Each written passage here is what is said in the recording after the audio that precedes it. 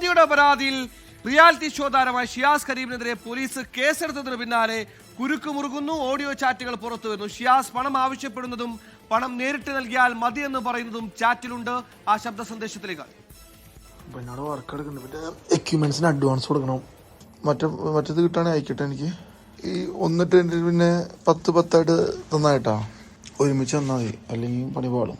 അക്കൗണ്ടിലും വേണ്ട, മറ്റൊന്ന് തന്ന കയ്യിൽ പണിക്കാശ് പടപെടാന്ന് പണിയും ചെയ്ത് തീർക്കാമല്ലോ. ഞാനാകെ പെട്ടിക്കടി. എൻ്റെ ഒരു പൈസ ഒന്നുമില്ല. ആദ്യമാടത്ത് പറയാൻ പറ്റും എൻ്റെ ഒരു പൈസ ഇല്ല. അതിർമ 30,000 രൂപയ്ക്ക് പണി തീർക്കാമെന്ന് പറഞ്ഞ് തുടങ്ങിയതാ. ഇപ്പോൾ 1 ലക്ഷം രൂപ അടുത്തായി. പണിക്കാശ് വാങ്ങാൻ തേങ്ങ ഒന്ന് പറയണ്ട. ഒന്ന് പോടി ഒന്ന് കൊഞ്ചാതെ എന്നെ വരില്ല എന്ന്.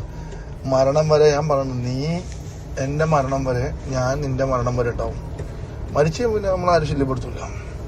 10 ഒരുമിച്ച് കിട്ടുകയാണെങ്കിൽ നമുക്ക് പരിപാടികൾ പെട്ടെന്ന് ഇവിടെ തുടങ്ങും. അതാണ് ഞാൻ പറഞ്ഞത്.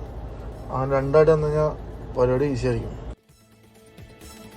65 ലക്ഷം രൂപ ഷിയാസ് കബളിപ്പിച്ച് തട്ടിയെടുത്തെന്നാണ് യുവതിയുടെ പരാതി. പണം തിരികെ ചോദിച്ചപ്പോൾ നഗ്ന വീഡിയോ പുറത്തുവിടുന്ന ഭീഷണിപ്പെടുത്തിയെന്നും പരാതിയിലുണ്ട്. വിപിൻ സി വിജയൻ കൊച്ചിൻ ചെയ്തു. വിപിൻ സി ശരിക്കും ഒരു കൺവിൻസിംഗ് സ്റ്റാറാണ്. വളരെ തന്ത്രപരമായി പറഞ്ഞു പറ്റിച്ച് പണം തട്ടിയെടുക്കുന്നു. തിരികെ ചോദിക്കുമ്പോൾ നഗ്ന ദൃശ്യങ്ങൾ കാണിച്ച് ഭീഷണിപ്പെടുത്തുമെന്ന് പറയുന്ന പരാതി. നിലവിൽ കേസിന്റെ സ്റ്റാറ്റസ് എന്താണ്? അന്വേഷണം എവിടെ വരെ എത്തി? വിവരങ്ങൾ. 64 ലക്ഷം രൂപ ഈ ഷിയാസ് കരീം തട്ടിയെടുത്തു, പ്രണയം നടിച്ചു, വഞ്ചിച്ചു എന്നുള്ളതായിരുന്നു ഈ യുവതിയുടെ പരാതിയുള്ളത്. അത് വിദേശ വ്യവസായിയായിട്ടുള്ള യുവതിയാണ് ഈ പരാതിയുമായി വന്നത്.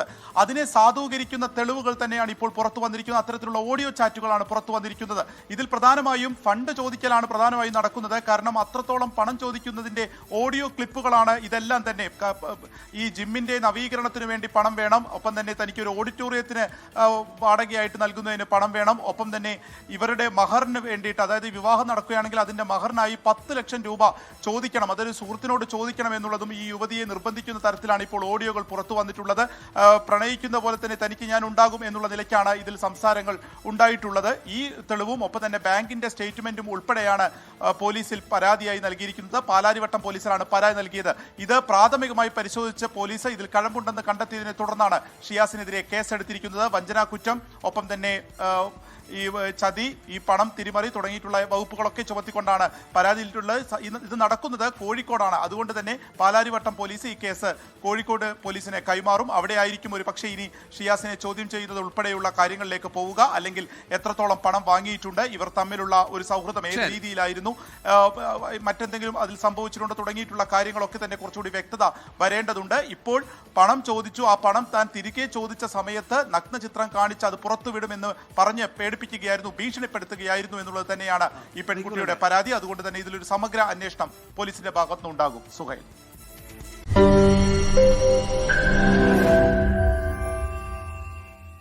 ലോകത്തെവിടെയായാലും ഏത് സമയത്തും 24 വാർത്തകളും ഓഗ്മെന്റഡ് റിയാലിറ്റി പാക്കേജുകളും എക്സ്പ്ലെയിനറുകളും വിശദമായി കാണാൻ ഞങ്ങളുടെ യൂട്യൂബ് ചാനൽ നിങ്ങൾക്ക് സബ്സ്ക്രൈബ് ചെയ്യാം.